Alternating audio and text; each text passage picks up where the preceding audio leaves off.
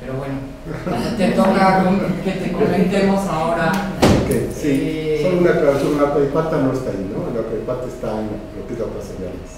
Esa es la Aucaipata, la plaza principal. Sí, bueno, es en la Aucaipata, está la parte de... empieza con P, no me acuerdo. O sea, es el Aucaipata, es el Poricancha y hay otros dos recintos también que, vinculados a este centro, a este gran centro del Incavi. Bueno, Mari, gracias nuevamente por esta oportunidad para tocar un tema que realmente lo he querido desarrollar. Les voy a leer, no voy a hacer como tradicionalmente siempre he tratado, que es una plática directa con ustedes.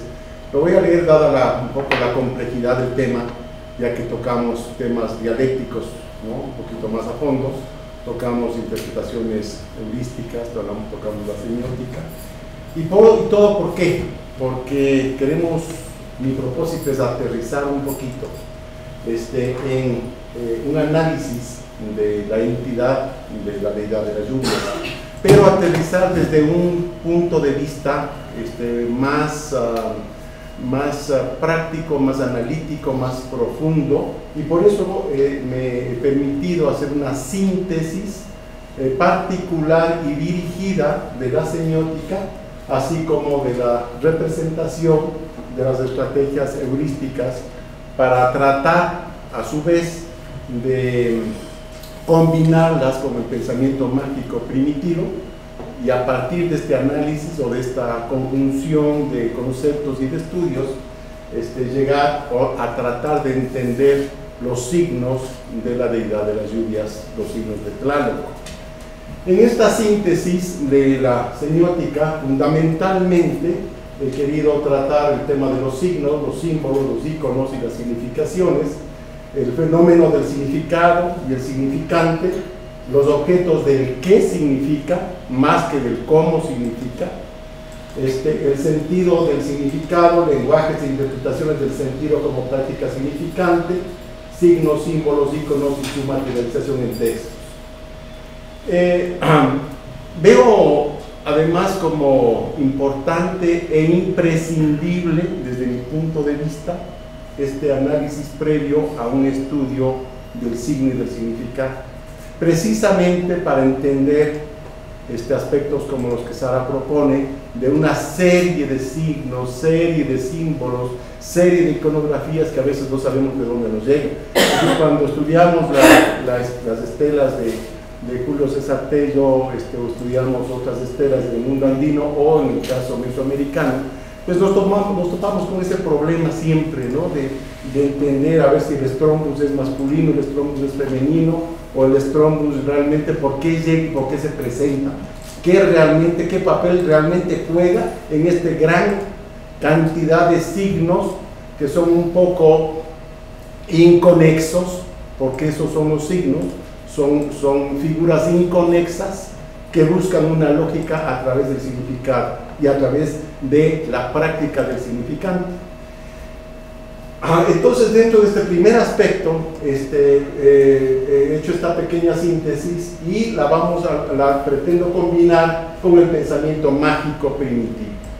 Este tema del pensamiento mágico es algo que a mí me motiva muchísimo, porque es también penetrar a la esencia de las cosas, es penetrar a la esencia de la percepción de cómo y por qué y en qué sentido entiende y comprende que no es lo mismo el ser humano de cierta época. Cuando hablamos de la época prehispánica, entonces tenemos que hablar de significaciones, de tótems, tenemos que hablar de animales divinos, tenemos que hablar de representaciones sobrenaturales, y ese es el aspecto que yo quiero tocar, el por qué es divino. ¿Por qué es sobrenatural? ¿Por qué Tlaloc es sobrenatural? ¿Por qué Tlaloc es acogido afectivamente por una población? No solamente sobrenatural, sino afectivamente. ¿Por qué nosotros asimilamos y asumimos una iconografía o un conjunto de símbolos y le damos esperanza, le damos significación y le damos afecto y le hacemos parte de nuestro sentimiento. Ese es el punto que quiero tocar. Y a partir de estos dos aspectos, entrar directamente a un análisis de los signos y el posible significado de la perspectiva del pensamiento primitivo en lo que es la entidad del plano. Los atributos, la interpretación, los inconvenientes de la interpretación simbólica desde la perspectiva conocida como el pensamiento occidental. Bien, entonces, perdón que lea, no me hubiera gustado, hubiera preferido hacerlo oral, pero es complejo el tema y yo mismo tengo que aceptar que tiene que ser así. Bien, Ferdinand de Saussure se refiere a el significado como el contenido mental que le es dado al signo lingüístico, es decir, el concepto que es asociado al signo en todo tipo de comunicación. Es decir, hay una relación signo-concepto. Signo-concepto. El signo no tiene aún un valor por sí mismo, es un símbolo, simplemente. Es un signo, simplemente, con un concepto mental. Reconociendo que las personas asignan un valor distinto al significado, este debería ser entonces óptimamente igual para realizar una comunicación comprensible, por lo que la semántica, como parte del significado, tendrá que ver en toda expresión mental como parte de su interpretación.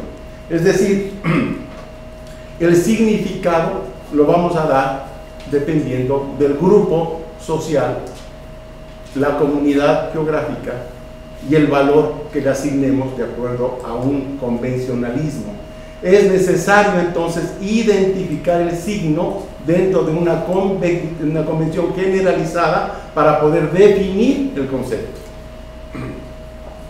En el análisis de Saussure, el signo involucra al significado como el designado y al significante como el designador.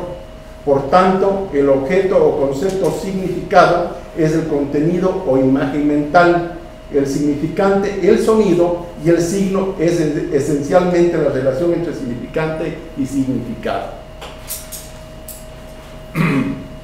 Tenemos entonces que el significado vendría a ser el objeto designado, la parte designada, y el significante es el designador. Yo soy el designador, yo determino, yo designo un significado, y todos por convención aceptamos que ese es el significado que va a representar ese signo.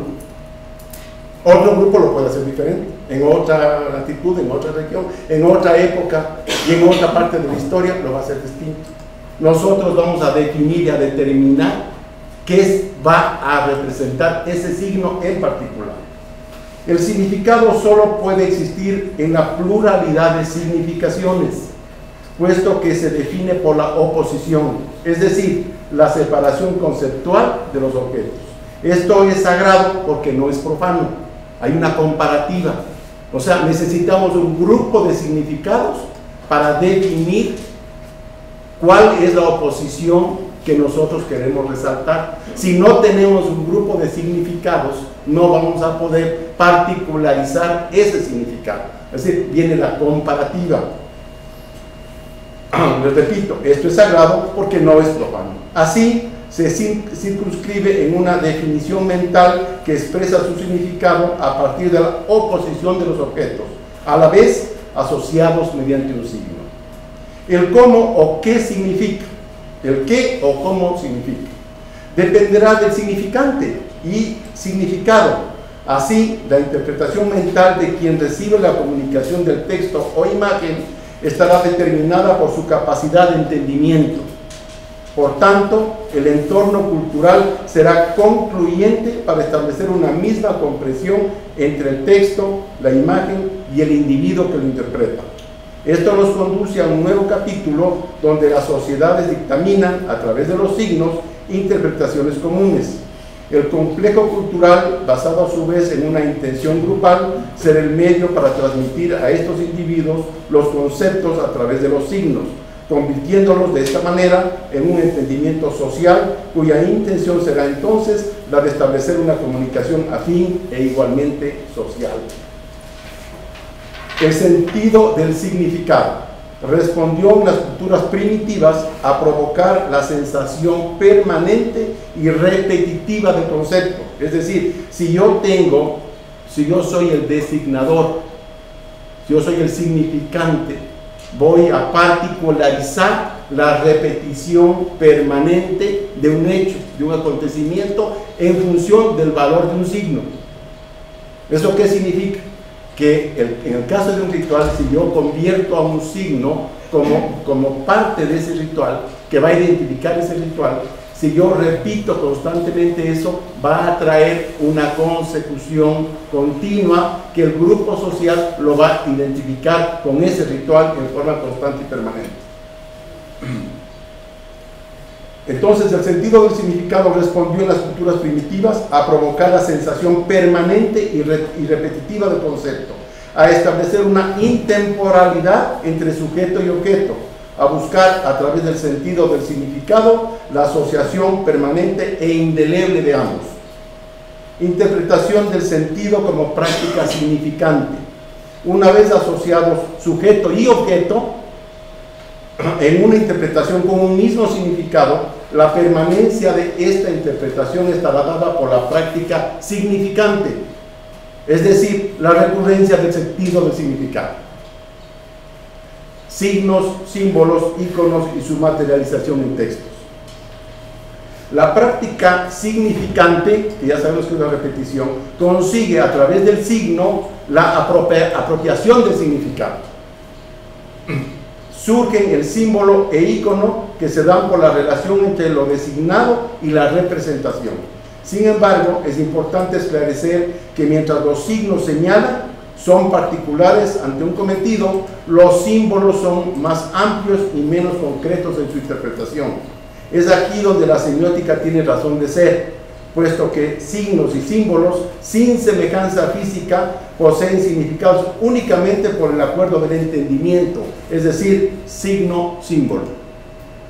En la comunicación, los signos forman estructuras ilógicas, no hay contexto, son signos inconexos, por lo que se hace necesaria la intuición para que extraiga su sentido y le dé el carácter y sentido del significado, siendo así como de un grupo de signos aparentemente inconexos surge la interpretación lógica que da sentido al significado, organizándole y extrayendo su concepto al entendimiento, mientras que el símbolo, al ser una representación gráfica, es la parte del signo que se imprime en el texto.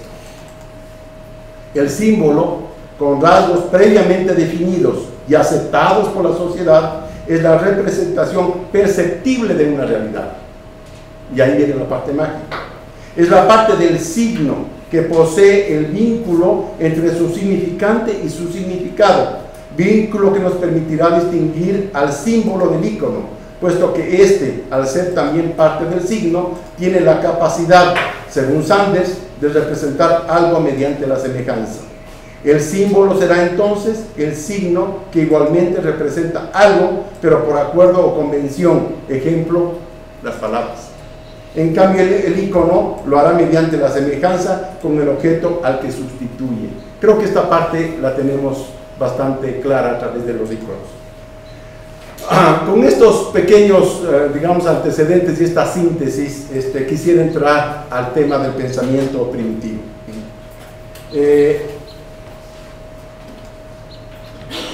Bueno, un segundo. Sí, claro. ¿Por qué hasta aquí tú opones primitivo y occidental? Que me parecen categorías dudosas. Y Okay. sobre todo porque las diferenciaciones que estás haciendo es válido para cualquier tipo de cultura, o cualquier acercamiento que hacemos a esas expresiones de otras culturas. ¿Es útil para ti el concepto de primitivo versus occidental? Me parece discutible. Estoy absolutamente de acuerdo contigo, Miriam. Sin embargo, aquí vamos otra vez al convencionalismo. Esos son los términos que se utilizan para el pensamiento mágico primitivo. Es decir, se utiliza, la convención que utiliza el término para describir la forma de entender lo no reconocible. No lo conocible, lo no reconocible. Cuando tú no reconoces un objeto, cuando tu mente no puede asociar la parte cognitiva con el objeto, cuando no hay el significado que ata a los dos, entonces entra la percepción, la interpretación de la percepción. La interpretación de la percepción es otra cosa más que el sentido mágico que tú le vas a dar a ese objeto, no que yo le voy a dar. Eso le convierte en pensamiento mágico. De ahí Raúl Torres Enríquez, precisamente, por cierto, padre de nuestra gran amiga Yolo, ¿no? González, perdón, define como el pensamiento mágico primitivo. Y no solo él, todos los pensadores y todos los representantes de la corriente de la interpretación del significado lo mencionan como el pensamiento mágico. Los libros inclusive así lo determinan. Hay libros que titulan el pensamiento mágico de los pueblos de Etiopía, el pensamiento mágico de los pueblos mesoamericanos, el pensamiento mágico de los pueblos americanos. Entonces yo creo que eso es más convencionalismo. Lo que quiero decir es que la diferenciación que hiciste signo, icono, símbolo, podría ser para el pensamiento mágico francés. Por supuesto, por supuesto. Es de mágico y occidental, sí, y primitivo, que me parecen textos que tienen una connotación histórica un poco pesada. De hecho, de hecho hoy en día podemos hablar muy claramente todavía del pensamiento mágico, inclusive nosotros, que cuando no reconocemos un objeto, cuando no logramos esa comunicación del significado, ver su signo, ver su significante, pues ¿cómo lo entendemos? Cuando tenemos una olla Tlaloc y tenemos aquí 3 especies de volutas en la parte superior, ¿qué decimos? Es el símbolo del tiempo estilizado. Decimos son digamos otra significación. O sea, ¿qué carácter le damos? Entra la percepción de los estilos. Ahí es donde interviene y donde juega el papel fundamental la representación que yo pueda definir de ese significado, que para mí puede ser crestas, y para ti puede ser una estilización del símbolo del tiempo, por ejemplo. Sí, aprovecho. En este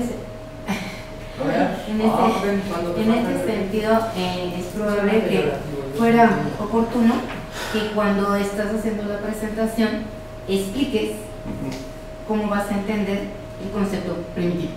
Bien, para que no genere bien. Bueno, ustedes son historiadores del arte, por eso yo no lo hice, porque ustedes conocen más que yo el tema, ustedes lo estudian. Nos molesta el término que se escucha como peyorativo. Sí. Entonces, si lo explicas. Bueno, si lo ves desde el aspecto primario, no lo ves tan peyorativo.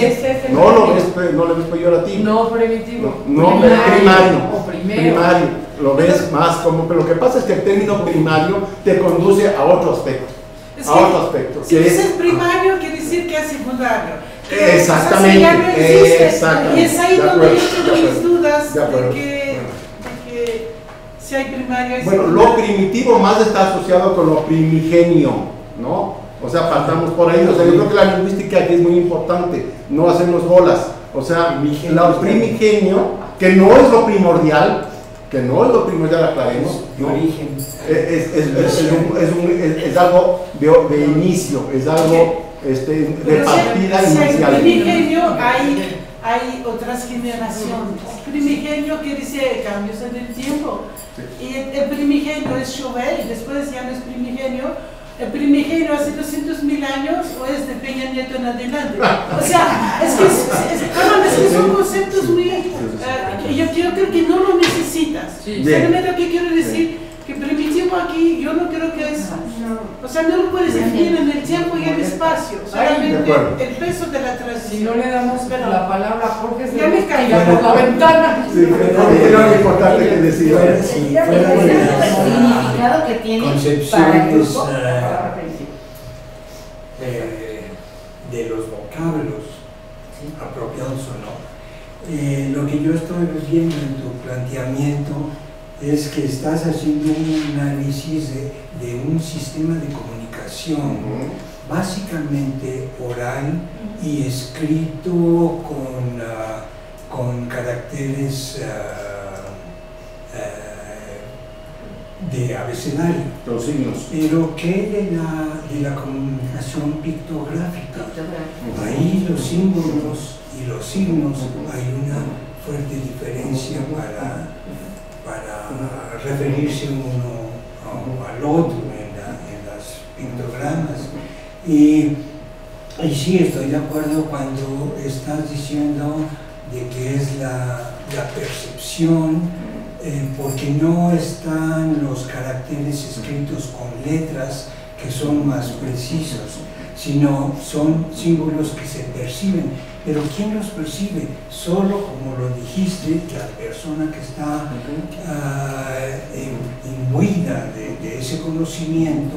Ya no es tanto la percepción, es una lectura natural que no está definida por letras, sino ves el símbolo de las anteojeras, entonces dices, es fulano. Entonces, es la captación perceptiva de un mensaje que está grabado en símbolos, no en signos. Ahora vamos a la segunda parte, para justamente entender esta segunda parte, es decir, hemos entrado en esta primera fase y yo quisiera, digamos, entrar en la segunda para poder complementar lo que justamente las dudas que tiene Jorge, como los que tiene Miriam y también Clotilde.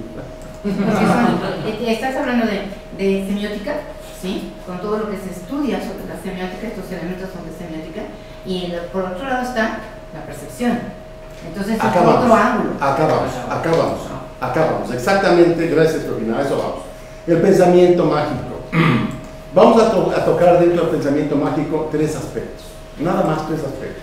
Dimensión simbólica del tiempo, lo sobrenatural y la representación divina. Dimensión simbólica del tiempo. El conocimiento del espacio y el tiempo representa para el ser humano la base de su necesaria condición de sobrevivencia. Pensemos en calendarios, ¿no? Pensemos en espacios, pensemos en definición de tiempo. De su natural instinto de conservación, que surge de la integridad del ser en un medio y hábitat específico. Es así como el ser humano desarrolla una exploración del entorno circundante, del espacio geográfico, de los cambios climáticos que prevé, del hábitat, de la fauna y flora adyacente y de un tiempo que sabe cíclico y repetitivo que le permitirá tomar ventaja adelantándose al porvenir. ¿Verdad? ¿Qué quiero con esto expresar? El ser humano que llega a un espacio geográfico le es indispensable el conocimiento de su medio ambiente para poder tomar la seguridad del lugar del hábitat, para poder definir las estaciones climáticas del lugar donde vive, del lugar en el cual él está circunscrito, él y su grupo social están circunscritos, para poder establecer las fechas de caza, de recolección de frutos, etcétera, etcétera. Es el inicio de la cuenta del tiempo, es el inicio de la dimensión de los espacios, por una necesidad del ser dentro de su punto del necesario equilibrio de seguridad personal. Es algo innato del ser humano, no es algo que adquiere por ciencias. Es indispensable que el ser humano conozca, porque depende de ese conocimiento su sobrevivencia. ¿Y el porvenir? Y el porvenir. La mente misma del humano está construida para obligar a estructurar una organización del espacio y un conocimiento del tiempo, condiciones vitales para poder controlar los recursos del medio ambiente y natural para su existencia.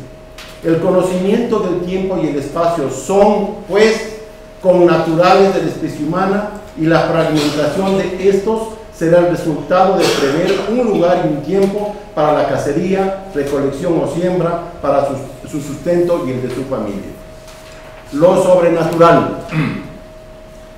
Ambrul y Raúl González Enríquez, entre muchos otros autores, han tratado amplia y magistralmente el tema del pensamiento mágico en las distintas culturas nativas del pasado. Verdaderos estudios científicos, antropológicos y psíquicos del pensamiento místico y sus símbolos nos dejan ver el comportamiento humano basado en la suerte, dominio sobrenatural, hechos insólitos, señales de presagios, pronósticos y augurios que paradójicamente se sustentan en una observación científica que supieron extraer para llevarlo primero al mito primordial, a los tiempos prístinos y luego al presente fatídico o halagüeño. Es decir, ahí estamos ante un hecho muy interesante, que es este conocimiento de aspectos significantes, significados del cosmos o del hábitat o de la región natural, de la fauna, de la flora, llevan al ser humano a identificar no solamente cada uno de estos con un carácter específico de acuerdo a su comportamiento, sino de acuerdo a la relación existente entre él y la naturaleza, entre él y la fauna, entre él y la flora, entre él y el cosmos. Es entonces, fue y aún es la interpretación mágica del pasado traído al diario acontecer la que juega un papel determinante en las culturas indígenas de América. Los objetos y acontecimientos se vuelven anímicos, cobran vida, y es su espíritu el que se comunica con los interlocutores terrenos. Es a la esencia perceptible que se rinde culto, a la que se ofrenda y se realiza el pago por los dones y favores recibidos en una especie de entrega-beneficio. Es entonces a partir de la formación de un mito primordial que se inicia el proceso de la existencia. La creación del sol, así como del cosmos por parte de una entidad divina y sobrenatural, es la que da paso al nacimiento en la tierra de las primeras civilizaciones. Esta visión conjuga un tiempo igualmente original y un espacio donde se sucedieron los hechos. Una división de niveles donde se concentran las fuerzas divinas que se organizaron para crear a la humanidad. Niveles que se transcriben en sitios donde moran estas fuerzas creadoras y que son, de abajo hacia arriba, el inframundo, la tierra y el nivel del cielo. Es esta tríada divina la que controla la subsistencia de la humanidad, puesto que del inframundo surgen las plantas, el sustento. Allí, en ese útero materno, se gestan las plantas, al igual que los individuos lo hacen del vientre fértil de la madre. Es por tanto que esta madre tierra, dadora de vida y sustento, se equipara a la de la mujer, con la salvedad que ésta, la costra terrestre, se asienta ya sea sobre el lomo de un gran caimán, animal anfibio al igual que el sapo, o sobre un gran felino asido con sus garras a las profundidades del lago sagrado donde nacieron el sol y la luna, como en el caso de los mitos andinos. Es en esta corteza donde habitan la fauna y la flora existentes.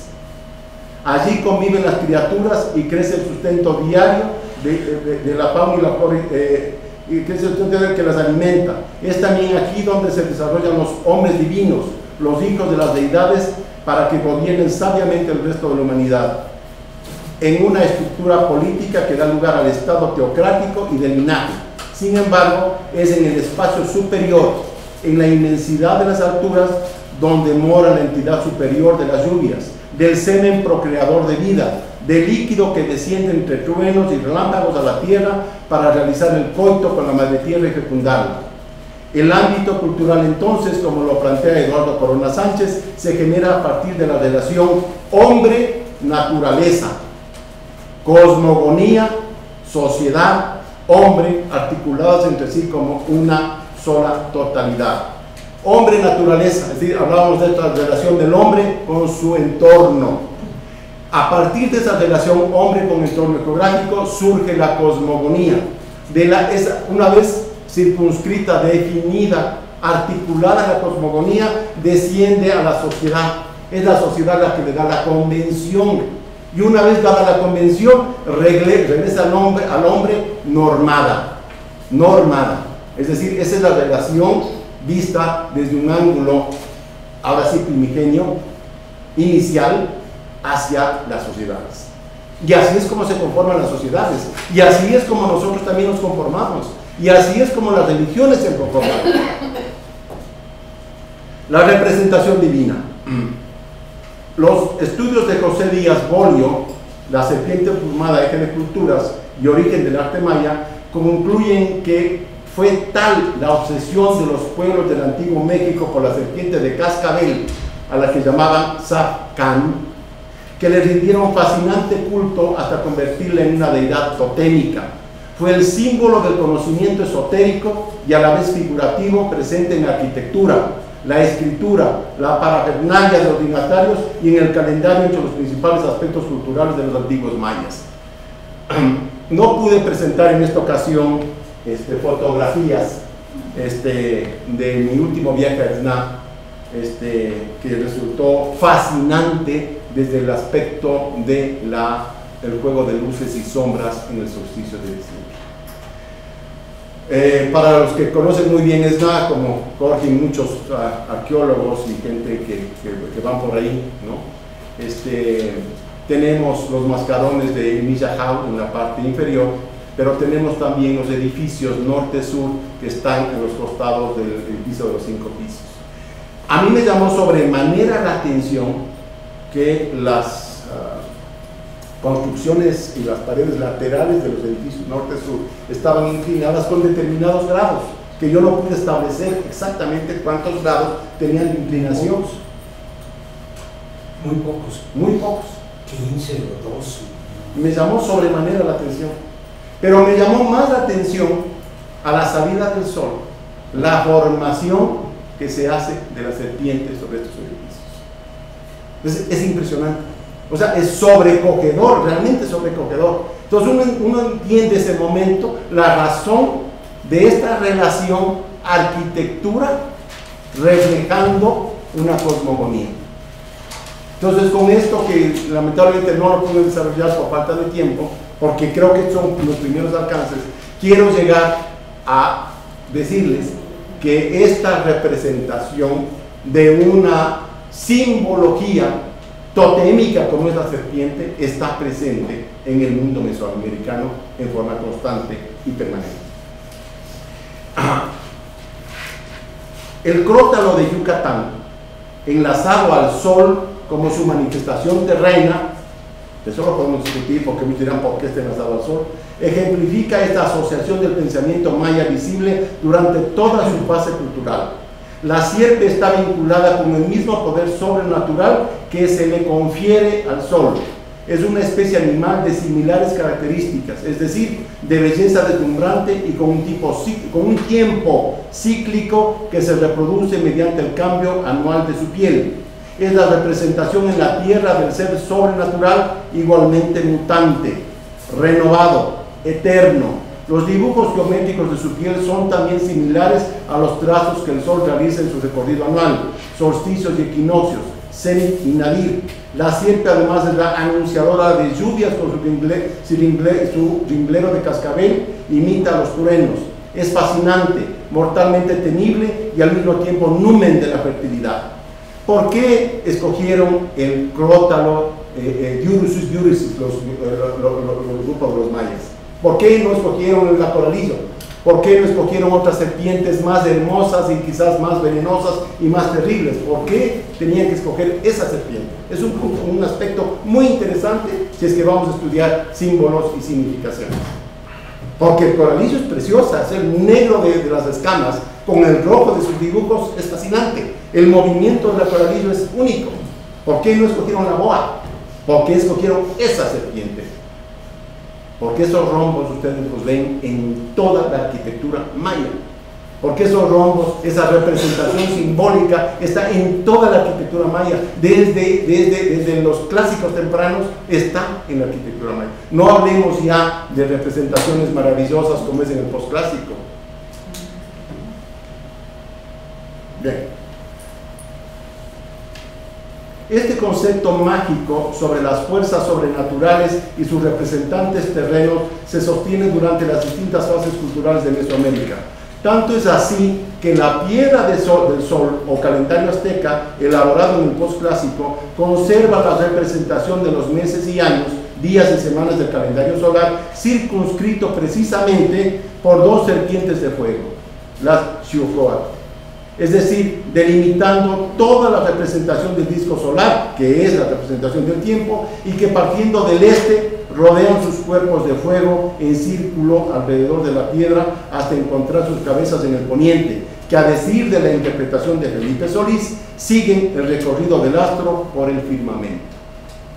¿Y por qué cito a Solís, a Felipe Solís? Creo que todos saben que él, mientras fue director del Museo Nacional de Antropología, su trabajo específico fue la piedra del sol, es decir, fue su dolor de cabeza de sus casi 18 años que estuvo en el Museo de Antropología. De esta manera podemos deducir que el espíritu de la serpiente está presente de manera omnipresente en el sol, que dibuja a su semejanza el cosmograma con los puntos cardinales definidos astronómicamente a partir de su salida oriente-poniente, que define los espacios y los rumbos a través de los puntos solsticiales, al igual que la figura geométrica que forma el cuerpo del ofidio y que traza un eje vertical en su ascenso-descenso antes de ir al inframundo, de idéntica manera que lo hace el crótalo mientras se envuelve con el sol y luego se sumerge en las cavernas, lugar donde, como el astro, convive con los seres mitológicos de abajo. El hecho de que de sus fauces surge el hombre Dios, Xiuhtecutli, la máscara que esconde la divina representación de la fertilidad, producto de la unión existente entre el fuego y el agua, entre el sol y las aguas profundas, es un hecho inequívoco de esta asociación mágica que se dio a la serpiente hasta convertirla en el símbolo dinástico de los gobernantes, en la inspiración religiosa, en la búsqueda obstinada de una construcción arquitectónica que refleje su figura romboide en un juego de luces y sombras producidas por el sol, por lo que esta, la serpiente, convive con el fuego solar en su contraparte, su dualidad, su nahual, al mismo tiempo que representa el tiempo y la fertilidad.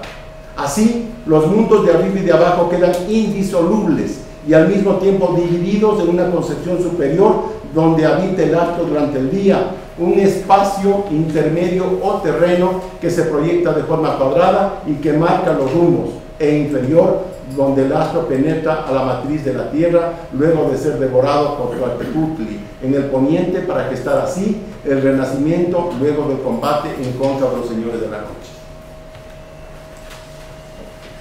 Bien, voy a concluir con este análisis a partir de los dos aspectos. Sí, Bruna, perdón. Como que me perdí un poco. Estabas hablando primero de la serpiente de cascabel y después continuaste hablando de ella o de las serpientes en general. No, siempre del Satkan, siempre, Kan significa serpiente en maya, siempre de lo que hoy se conoce vulgarmente como la serpiente de Yucatán, que no es otra cosa que el crótalo Diurusis que además únicamente se da en esta región de Yucatán. Pero por ejemplo, después hablaste de la serpiente de fuego. ¿Tú estás diciendo que es de cascabel? Bueno, a ver, lo que yo estoy haciendo es la relación de la serpiente con el tiempo. La circunscripción que genera a través de la delimitación en círculo de las dos serpientes de fuego de la piedra del sol. Pero no estás diciendo que las serpientes de fuego son serpientes de cascabel. No, lo que yo estoy diciendo es, estoy circunscribiendo el tiempo y la relación sol, serpiente, tiempo. Sol, serpiente, tiempo. Esa es mi punto. Sí, o sea, pero entonces tú en un principio denotaste que la importancia de la serpiente de cascabel, que no cualquier otra serpiente. Así es, así es. Pero después haces referencia a otra serpiente que también es importante. Coralillo. A ver, o sea, mi cuestionamiento es este: ¿por qué en el caso de los mayas no escogieron para tótem, para rendirle culto, para imitar a una serpiente que pudo haber sido, o que es de hecho, más hermosa que la de cascabel, que la torta de cascabel? ¿Por qué no escogieron al coralillo? Esa era mi pregunta. El coralillo es un animal bellísimo. ¿Por qué no lo escogieron? ¿Por qué no fue el coralillo? ¿Por qué fue esta serpiente? Pero por ejemplo, no es totalmente una serpiente de cascabel, tiene crótalo, Pero no es una Bueno, serpiente a ver, el crótalo no es la jinglera. El crótalo no es la jinglera. El crótalo es la asignación a la sierpe que tiene jinglera, pero no es la jinglera. La jinglera son los cascabeles que van, digamos, reproduciéndose cada año. Cada año le sale un cuerpito más de cascabeles, cada año, y se van formando como pirámides, desde la parte baja hasta la parte superior. Cuando para la jinglera, la serpiente de cascabel, para sonarla, es una perfecta pirámide, va de abajo hacia arriba la conformación, que es generada año con año, Eso es tan significativo en el arte que inclusive hay mitos digamos, de una cultura del noroccidente, como el caso de los huicholes, en donde las mujeres llevan en sus morralitos, llevan la jinglera de cascabel. ¿Sabes para qué? Para que tengan la visión y la capacidad sutil y milagrosa del tejido, del arte del tejido. Pero a lo que voy es que... Vamos a dejar que termine, ¿no? Bueno, qué bueno, me da gusto que esto, porque pues hemos creado polémica y creo que de eso se trata. Bien, ahora sí vamos a crear polémica porque ustedes son unos especialistas centrales. Entonces, ahora sí va a generarse esto una buena polémica, y ya voy a poner aquí una malla para que los tomates no lleguen hasta mí. Análisis de los signos y su posible significado desde la perspectiva del pensamiento primitivo e identidad de la lluvia llamada Tlaloc. ¿Se oye o vas? En el trabajo de Isabel Mercado y Bruno Díaz, Atributos del Dios de la Lluvia, de los mexicas de Teotihuacán, se resume magníficamente la iconografía que identifica al Tlaloc mexica. Detalles entre los cuales se menciona, citando a Durán, que su rostro era serpentino, colmillos muy grandes, color rojo, tocado de plumas, collar de cuentas verdes, orejeras de piedra verde, muñequeras, tobillos con brazaletes de piedras, preciosas. O sea, ¿estás leyendo lo que está en pantalla? Sí. En la mano derecha porta un relámpago de color morado y en la izquierda una bolsa de copal. El cuerpo era de hombre. Por otra parte, mencionando la descripción de Sagún, anotan cuerpo y rostro pintado de negro. En las mejillas lleva un emplasto de semillas de chía, tocado de plumas de garza blanca, collar de charchigüites, faldellín, cascabeles en los tobillos. En la mano izquierda porta un escudo con una flor de nenúfar y en la derecha un bastón de juncos. En el análisis que a su vez hacen en los códices, Mercado y Díaz establecen que hay personajes que representan a Tlaloc, cuyo cuerpo está pintado, además del característico color negro, también de azul, verde, naranja, blanco y rojo. Presenta anteojeras, nariguera, colmillos, capa sobre su espalda, elementos de forma de rayo y tocado de plumas de distintos colores. Otros elementos significativos son la formación de la nariz de Tlaloc al estilo de cuerdas enroscadas, llegando hasta las cejas, rematado en cabezas de serpientes, y las llamadas ollas Tlaloc, relacionadas con el hecho de que Sagún asociara los montes llenos de agua como ollas o casas, y de donde se creía salían las nubes de lluvia. En relación al Tlaloc teotihuacano, mencionan como atributos encontrados en la pintura mural, además de las características de arriba mencionadas del Tlaloc mexica, la lengua bífida, el rayo, el nenúfar saliendo de la boca, vírgula de la palabra y como lanzador de semillas a la tierra fértil. Aquí está, perdón, fíjense, por la emoción hasta me olvidé, ustedes conocen mejor que yo, el símbolo del tiempo.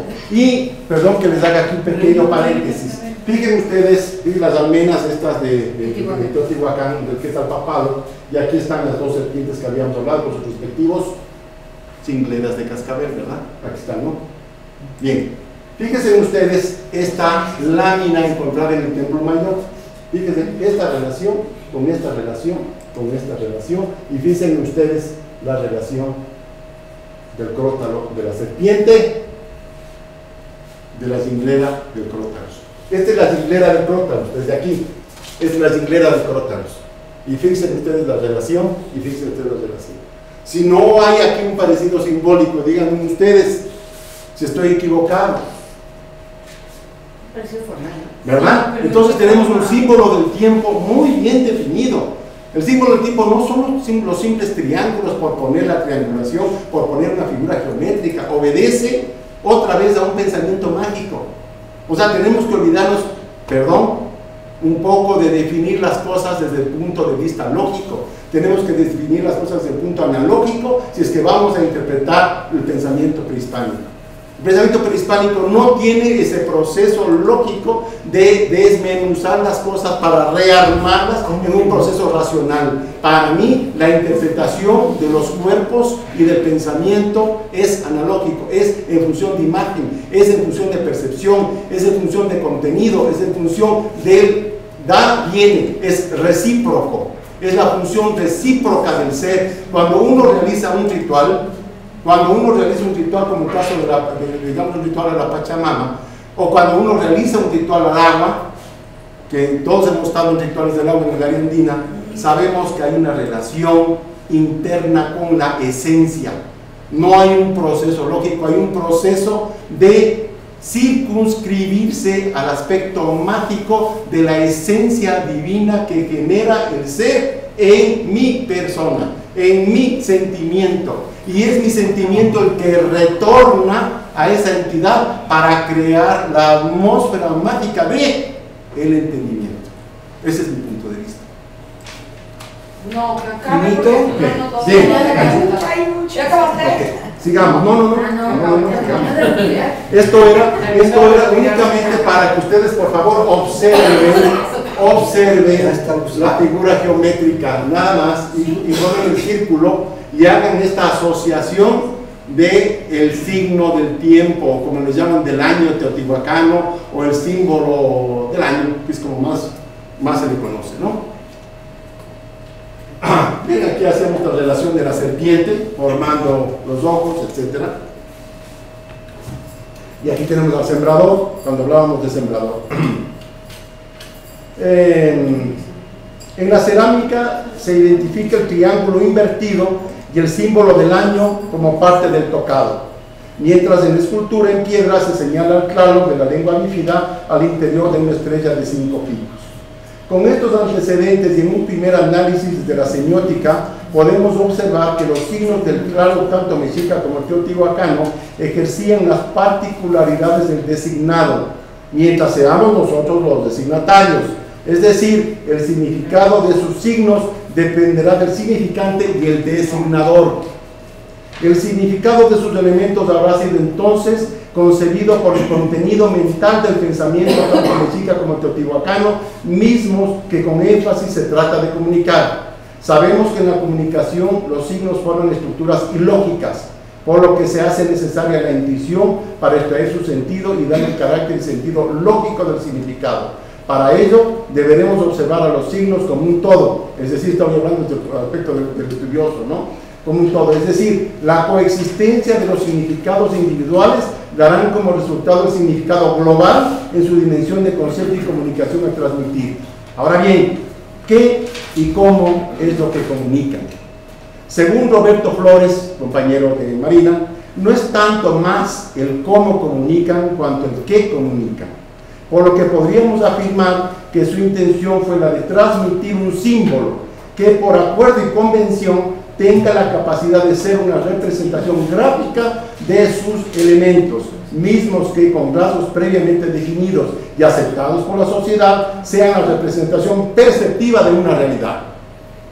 Esta realidad llevada al plano del pensamiento teotihuacano nos deja ver entonces que este símbolo o conjunto de signos envuelve una intención por transmitir en lenguaje gráfico un todo que exprese la dimensión simbólica del tiempo, lo sobrenatural, la representación divina y los cultos y rituales que favorezcan sus pedidos.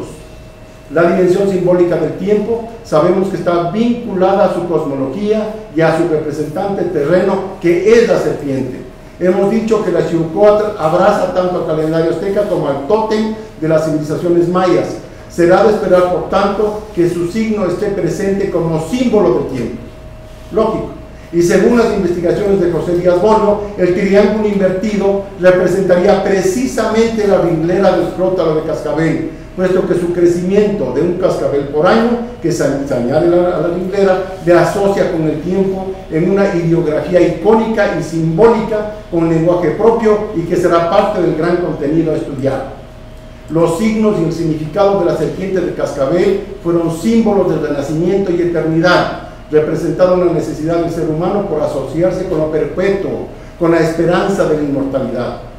Mercedes de la Garza describe a la serpiente como esa potencia sagrada que impregna todo, es fuerza vital, es principio generador del universo, ligado por ello con el agua, la sangre y el semen, que en el comienzo de los tiempos, en el tiempo estático de los orígenes, sustentaba a los dioses creadores. De esta forma constituyó la energía vital con la que ellos formaron el mundo y, desde ese entonces, en el impulso que produce continuamente la vida y es también la muerte, pero la muerte que, en un movimiento cíclico eterno, se transforma en nueva vida, y la muerte sagrada que transfigura al hombre para vincularla con los dioses. El concepto de lo sobrenatural deberá expresar no solo la presencia de la deidad en los cuatro rumbos de la tierra, sino además su dominio en los tres niveles horizontales del espacio cósmico. Así tenemos nuevamente que el claro mesoamericano, según los autores Mercado y Díaz ya citados, lleva como atributos un tocado de plumas, que conocemos significan la propiedad del cielo, lo de arriba, mientras que su rostro era serpentino, de grandes colmillos, lengua bífida y nariz al estilo de cuerdas enroscadas, llegando hasta las cejas y rematando en cabezas de serpiente. Signos que nos conducen necesariamente al ofidio y al lugar donde estos seres habitan, es decir, a las cavernas, a las oquedades, a lo de abajo. Quizás sea por ello que también porta las llamadas anteojeras, puesto que éstas nos remiten a un signo que describe la capacidad de ver en lo lóbrego y oscuro.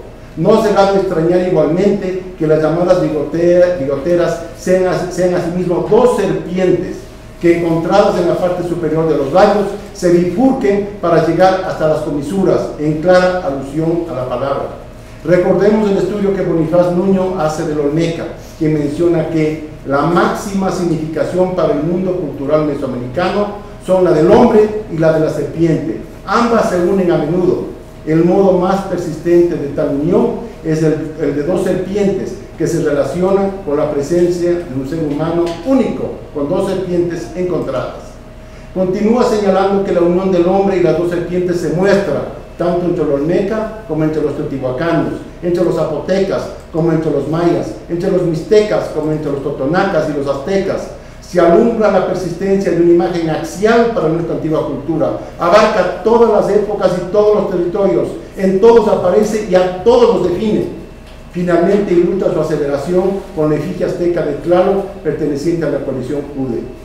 Los colores que acompañan al Tlaloc mesoamericano, del negro al azul, verde, naranja, blanco y rojo, no solo nos induce a pensar que este es terreno, que este es térreo, sino que además pertenece y es señor de los cuatro rumbos, de los espacios horizontales, es el eje, el centro que irradia el dominio hacia lo visible.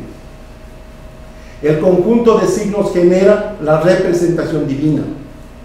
Lo complementan el rayo, el relámpago de color morado, la bolsa de copal y las semillas que lanza la tierra fértil. Todo ello indica que es un ser relacionado con las lluvias, que es un sembrador, que desciende junto al rayo y al relámpago, pero las ollas de estilo claro nos dejan ver que su capacidad, una vez invocado, es la de producir la lluvia. Estamos entonces frente a un ser único cuya dimensión simbólica refleja la cronología del tiempo, el calendario, lo sobrenatural expresado tanto en los planos horizontales como en el eje cósmico vertical, y que todos sus signos hacen de este ser la representación divina de las aguas, de las lluvias y de la época de siembras. Pero más aún, esta es la esencia y representación simbólica de la serpiente. Es el crótalo de cascabel el ser asociado al Tlaloc mesoamericano dentro de la concepción del pensamiento mágico de las antiguas culturas, asumiendo como cierto que los signos y representaciones, significados y valor del significante no determinan ni niegan las representaciones en sí, puesto que su origen mágico posee un fondo de verdad absoluta por parte de sus creadores y sus creyentes. y que estos responden a un pensamiento común cuya trayectoria es histórica, la creencia de que el crótalo está ligado a lo cronológico del tiempo, dado el crecimiento anual de sus cascabeles, le vincula directamente con el sol y su culto.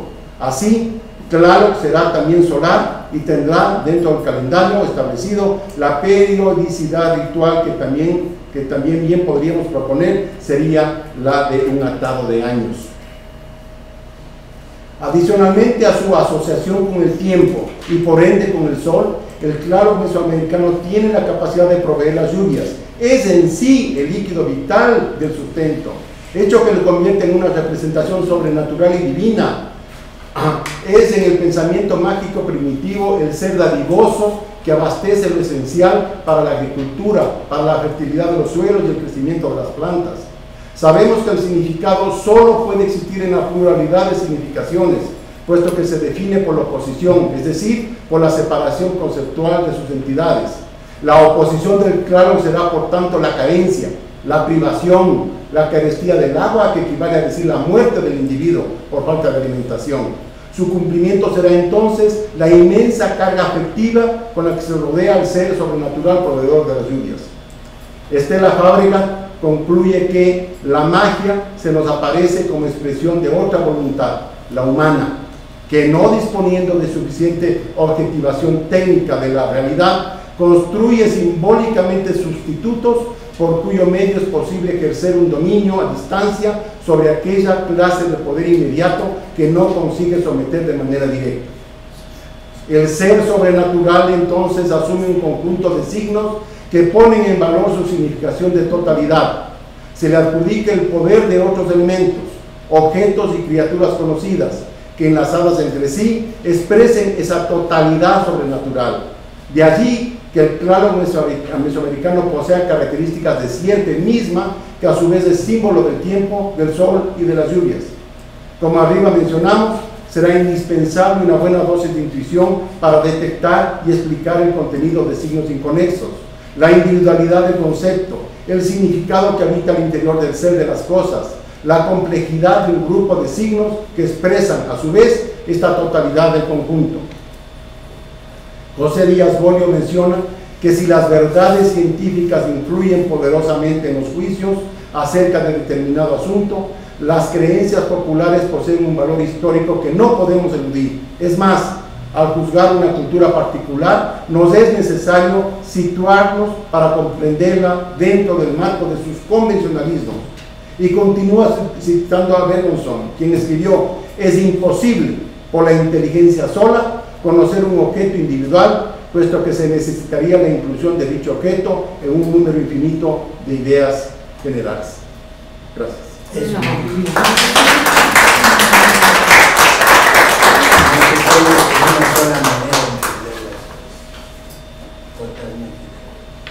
Un montón de cosas incluyendo Georgina Marina, Jorge,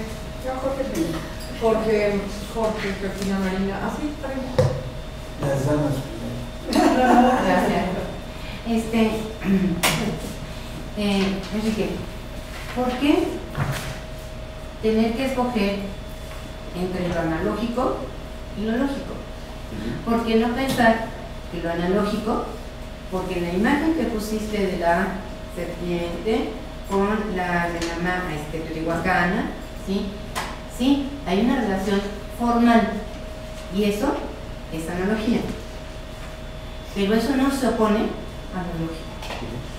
Desde mi perspectiva, a la hora de estudiar, pues todo lo que hacemos, estudiar sobre Mesoamérica, ¿sí? Está presente ambas cosas, no tienen por qué oponerse y se integran. Y esto es decir, armar piezas para tener un todo, desarmarlo, es del pensamiento lógico. En lo que yo hice de la tesis de maestría, estoy desarmando y armando un pictograma y está presente, y ese pictograma también tiene una relación analógica con lo que pasaba del conocimiento del cielo y de la luna. Entonces, no, para mí no se opone. Me voy a permitir, Georgina, dar dos ejemplos. Uno, el arte abstracto, y otro, la fotografía abstracta. El arte abstracto, mejor que yo, tú conoces, no es otra cosa más que lo opuesto a lo figurativo. ¿Sí? Es decir, es lo no cognitivo, lo no asimilable, lo no asumido. Es la esencia vista desde una perspectiva única y particular. La fotografía abstracta surge a partir de imágenes definidas. Es un caballo, es una planta, es una araña, definida, vista y reconocible, pero es el contexto el que le da el valor abstracto a la fotografía. ¿Por qué? Porque esa araña, porque ese caballo no es tan medio conocido. Es decir, son figuras conocidas colocadas en un ámbito desconocido, lo que le hace que sea abstracto. Mientras en el arte abstracto, en la pintura abstracta, estamos contra lo figurativo, contra lo conocido, contra lo reconocible. Estamos frente a la novedad, a la perspectiva, a la esencia de las cosas. Hay una distancia que tú puedas conjugar, sí, pero para conjugar tienes que usar un término que bien hiciste en usarlo, y es entender entre lo analógico y lo lógico. Entender significa precisamente un proceso racional para describir un concepto que puede ser irracional. Eso es lo que estoy presentando. Exactamente, eso es lo que estoy presentando. La descripción de algo que puede ser irracional a partir de lo racional. Perdón el énfasis. Es que Mari ahorita susurró. No diálogo, no diálogo. Eso es lo mágico, sigue por. Marina sigue. Pues apúrate. Están muy agresivos todos. Bueno, los huicholes, por eso lo mío es muy específico, por eso no quería yo hablar ahorita, pero bueno, ya. No solamente las mujeres llevan en su morralito el crótalo para la cascabel, sí, para ser unas buenas bordadoras. Sí. Los chamanes o maracate, más los mejores, o los más profundos, o los más avesados, en su mubieri amarran un crótalo también. Qué interesante, muchas gracias, Mami.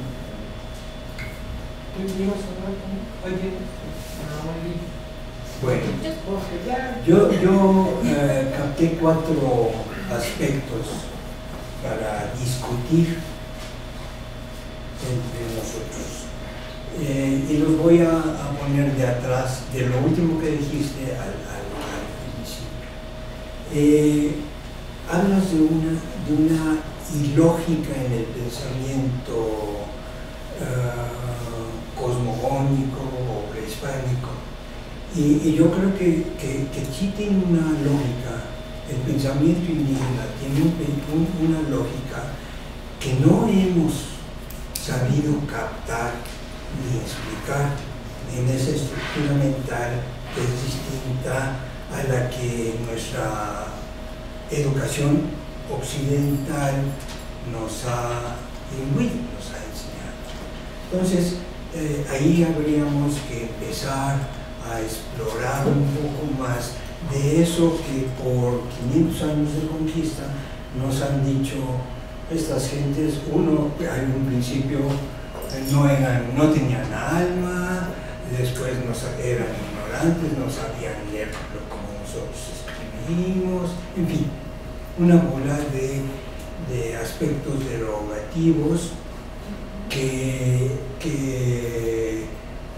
colocaban social y económicamente a los conquistados, como sucede en todas las guerras. El vencido es ignorante, es menos que el que ganó por las armas, pero no por otros conceptos. Es eso, ese es un aspecto.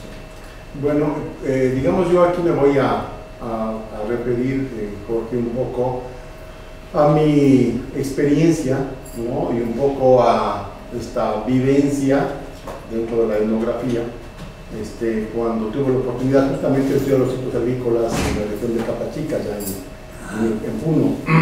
Es decir,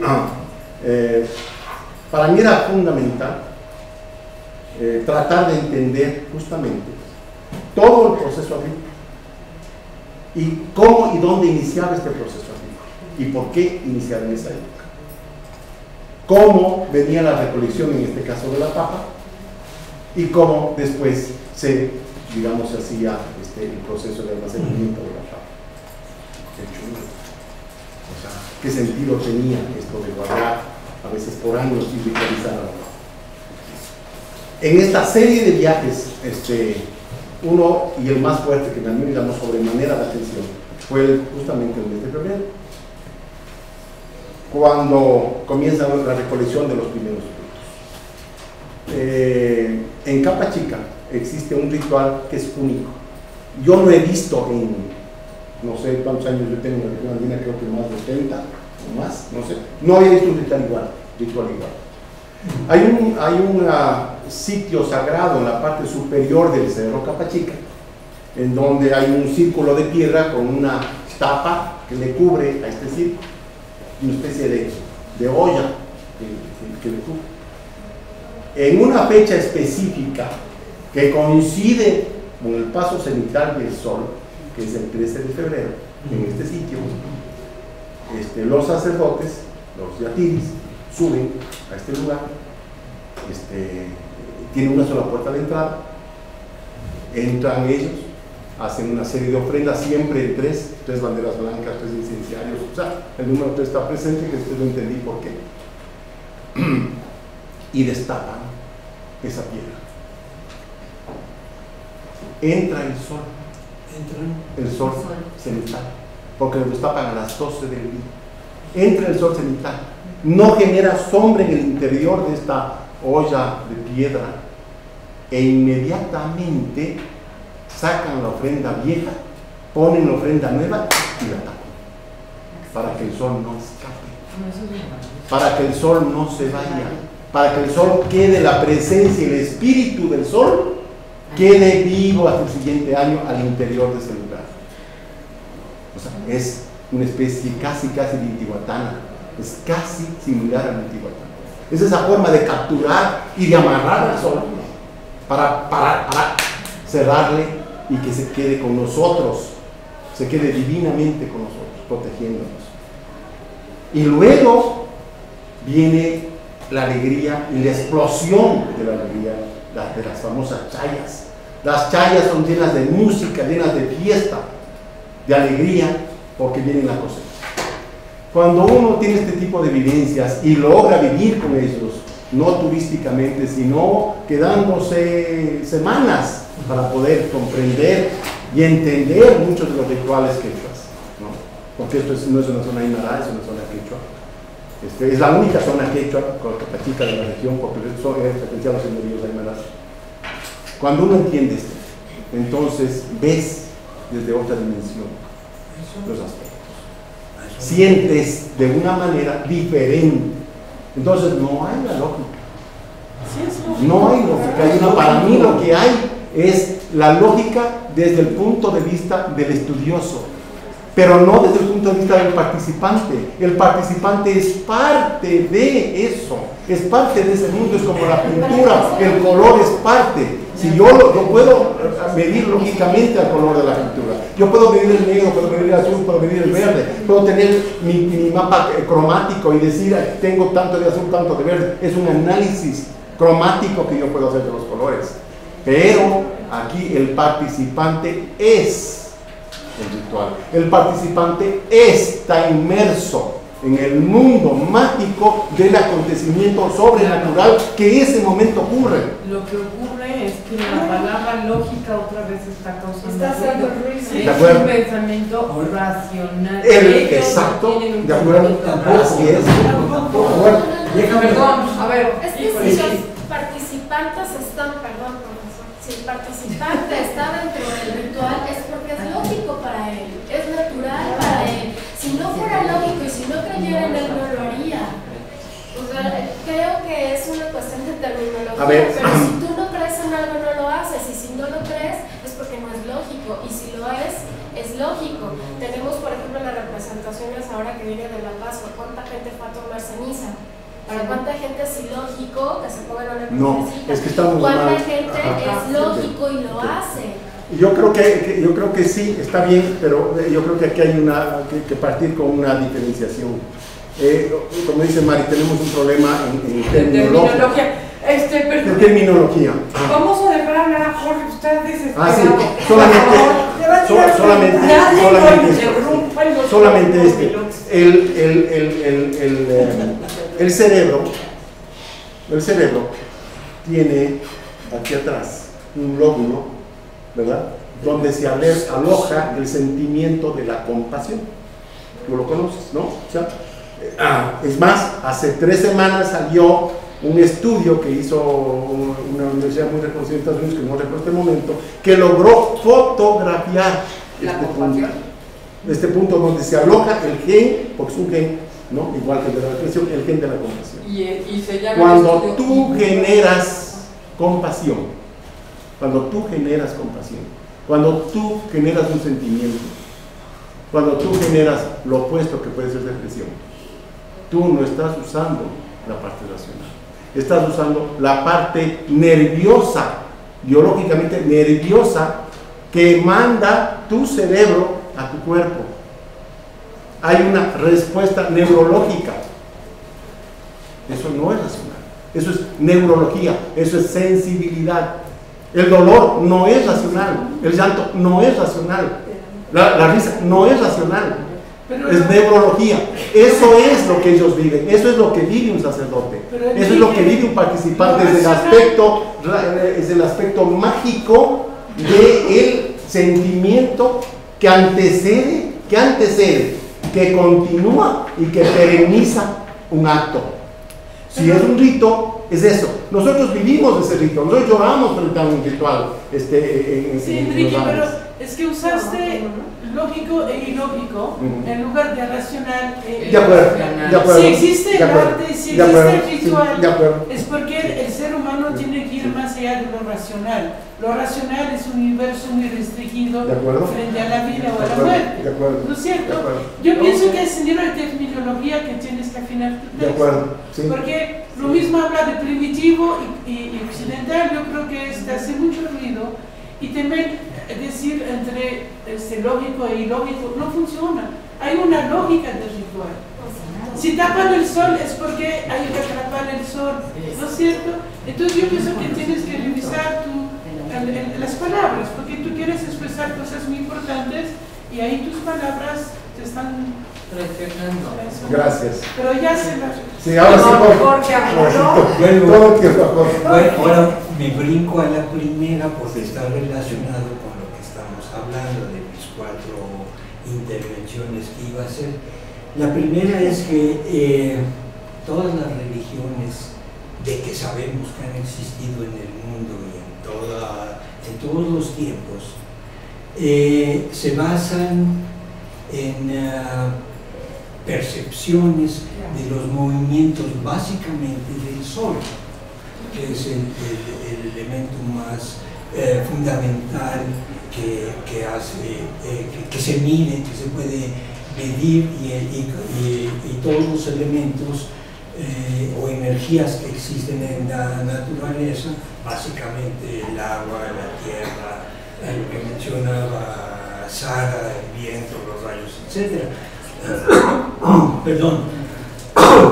Pero básicamente el registro cosmogónico o cosmológico es a través del movimiento del Sol, y con eso se van creando la repetición o el registro que va repitiendo año con año los mismos eventos y se va prediciendo que va a pasar, y esos son los que se van a convertir en los dirigentes, sacerdotes, chamanes, o como viene, porque se van desarrollando otros aspectos más amplios que pueden dirigir a los. Pero llega un momento en que la religión ya es un sistema organizado, ya no es el pensamiento cosmogónico, sino es un movimiento organizado de la religión que tienen que imponer lo que están creyendo y se crean los mitos, las ceremonias, los rituales que se repiten en una constancia. Y a mí me parece muy lógico el hecho de que se hagan ofrendas al sol y lo destapan ahí y toda la gente está impresionada con lo que está sucediendo. Ya no saben si es un fenómeno natural o está provocado por los propios sacerdotes, y eso es en lo que basan las religiones, en sus dirigentes que siguen haciendo estas intervenciones y decidiendo o haciendo oráculos de lo que va a pasar. Ahora te voy a poner los otros aspectos. Tu amigo Felipe Solís. Ex. Ya no Ex ya murió. Ya sé. Se recibió de arqueólogo, nunca salió al campo. Todo su enfoque lo puso en la Piedra del Sol. Pero esa interpretación de las dos serpientes que circundan el disco solar no son crótalos en lo que termina, es el coralillo.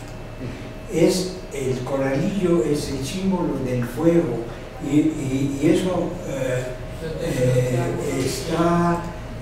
te lo repiten en cualquier sitio que vayas, en la zona maya, en Oaxaca, en el Altiplano, donde quieras.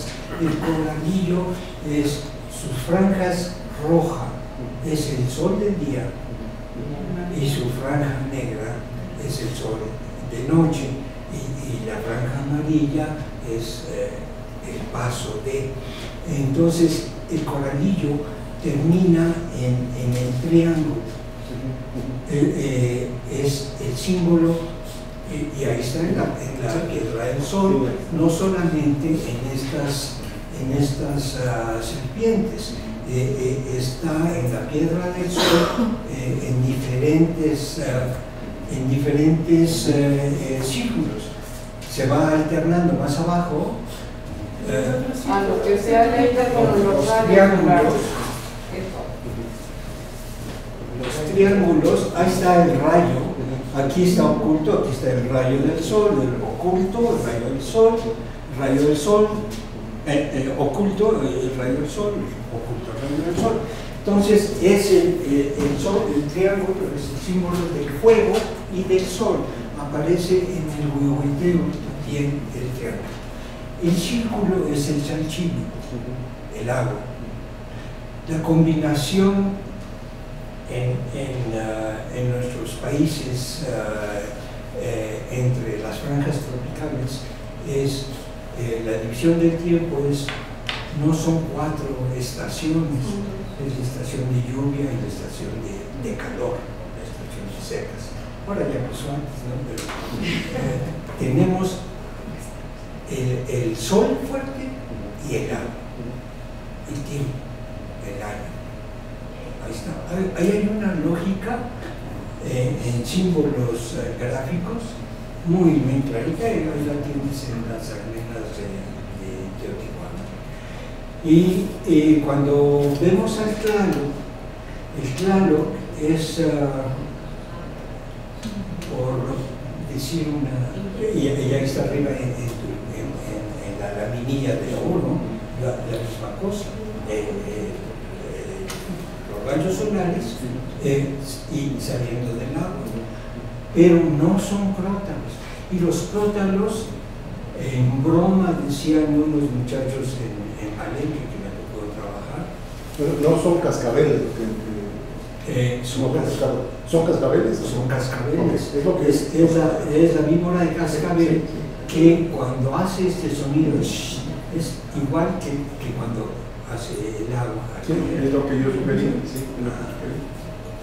Sí, respecto al primer punto, Jorge, del Sol como, digamos, el astro que define la observación del punto del tiempo, que sí es muy correcto, pero en las culturas de lo que para nosotros sería el clásico, en el área andina, hablemos del área andina, pues no era el sol, era la luna, o sea, entre los aymaras fue la luna. Y hay un calendario lunar muy bien definido, ¿no? Hay digamos, un culto lunar muy bien definido. Es más, la vestimenta del señor Aymar pues está muy bien definida con su tocado de luna creciente, porque es la luna creciente. El sol surge, ¿no? Posterior, ya en la época inca, aunque hay, digamos, presencia anterior, pero surge con fuerza a partir justamente de esta lucha, ¿no? en donde se le aparece en su refugio, ¿no? Digamos, al gobernante de turno, en la lucha por erradicar a los chancas del Cusco, y pues surge este mito de que el sol le habla y le dice que va a vencer, y que por tanto no tenga temor de los rependes de su padre, y que tome como estandarte el sol. Y a partir de ahí surge el Pachacútec asociado al sol. Y es Pachacútec que precisamente quiere decir esta renovación, esta transformación.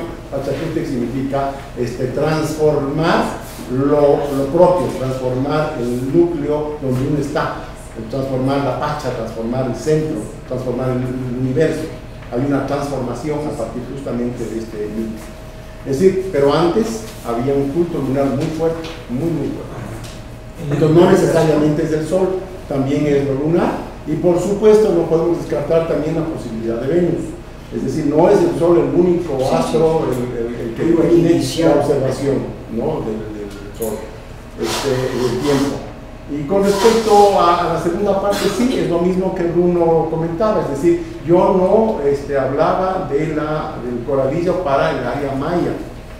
O sea, a lo que yo me refiero es que en el área maya, el tótem no fue el coralillo, en el área maya fue el crótalo diurus, o sea, el crótalo de Yucatán, que es el que él definió como tótem. ¿Por qué? Por su figura en su piel, en su cuerpo, con sus escamas. Pero después de no el coralillo tolteca,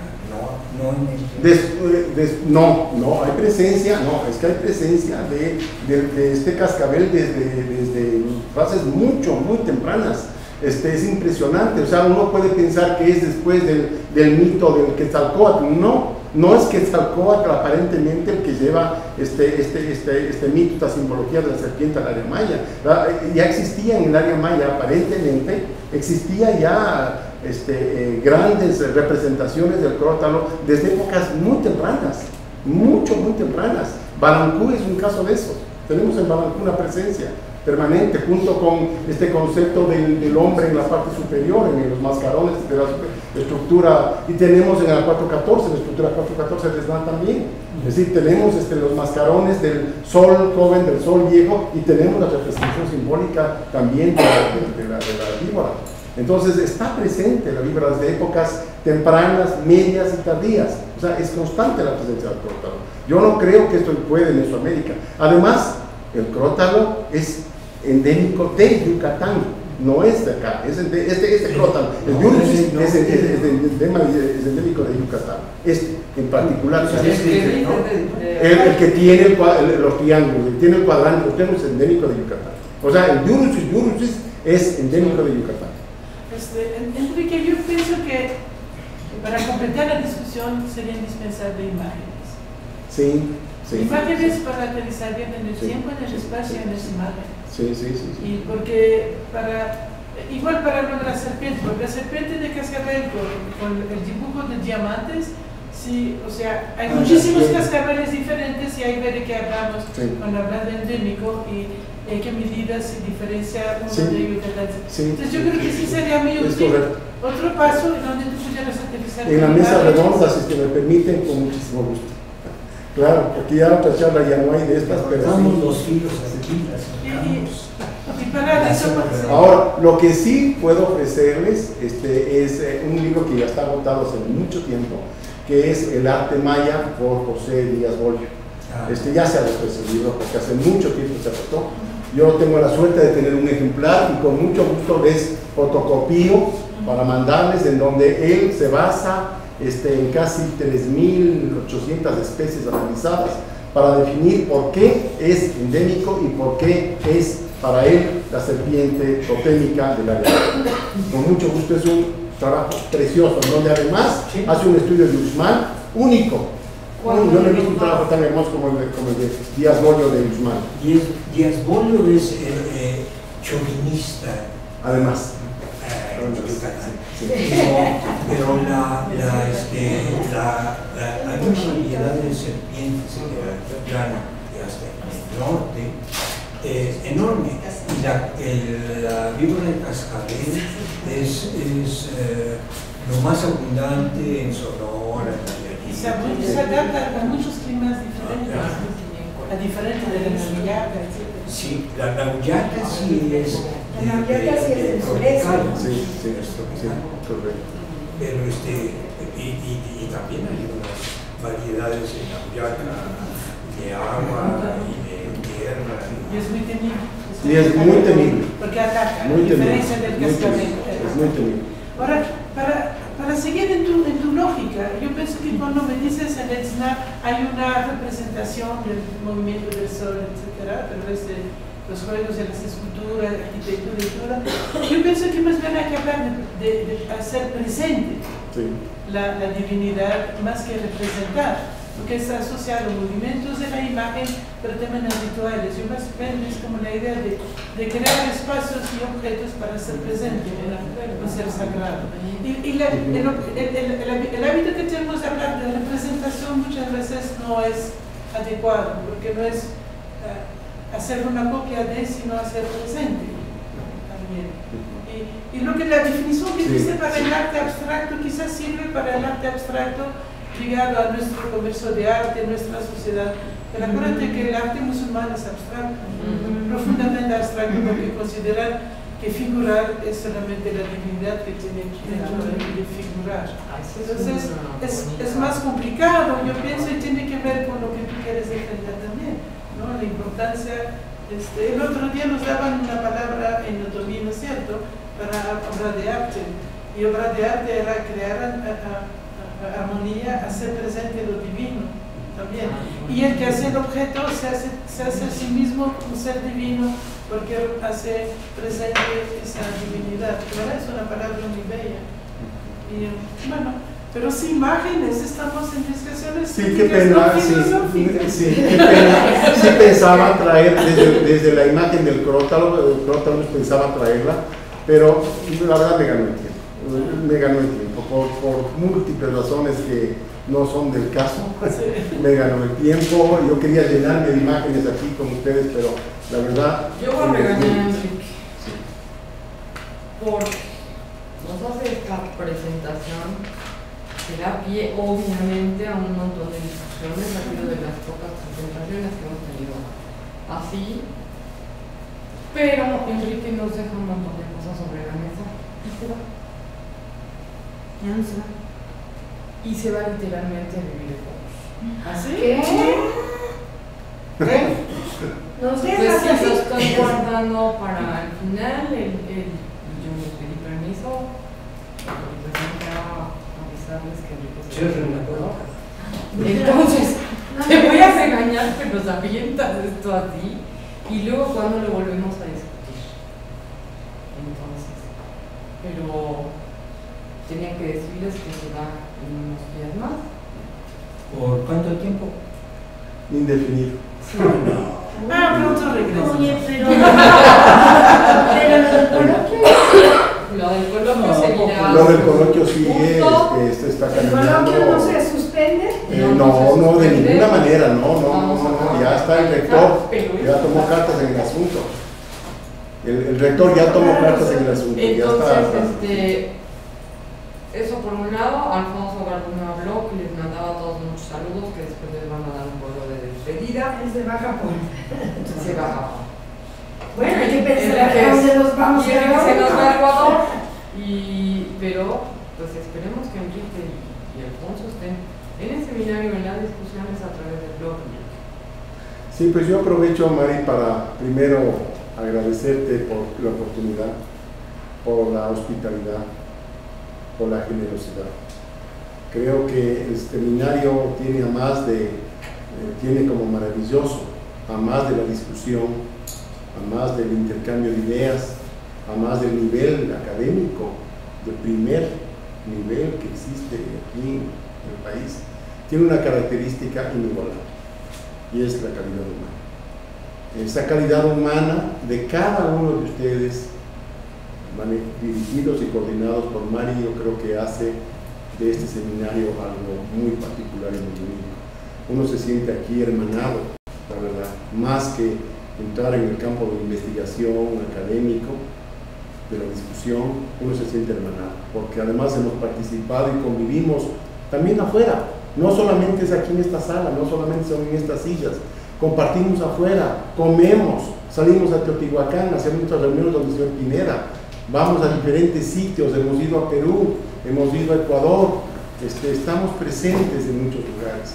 Yo quiero agradecerte, Mari, por toda esa oportunidad que a mí me has dado. Lo del Perú va, porque ya el rector de la universidad ya aprobó el coloquio.